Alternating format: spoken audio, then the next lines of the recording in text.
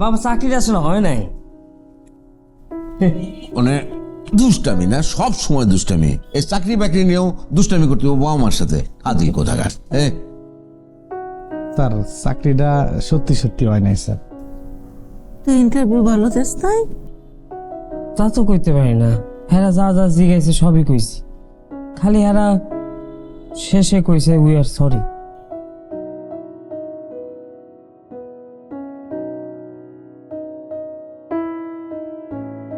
তাতে কি হয়েছে?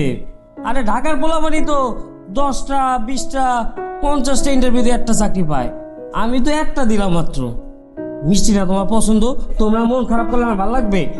আরে চাকরি হোক আর না হোক মিষ্টি খাও তো, আর খাও, কত ভালো মিষ্টি খাও।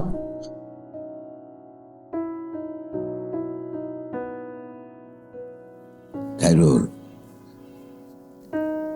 আসলে চাকরি হইছে, তুই আমার লোকে মজা করতেছস না? বাবা চাকরিটা আমার হয় নাই।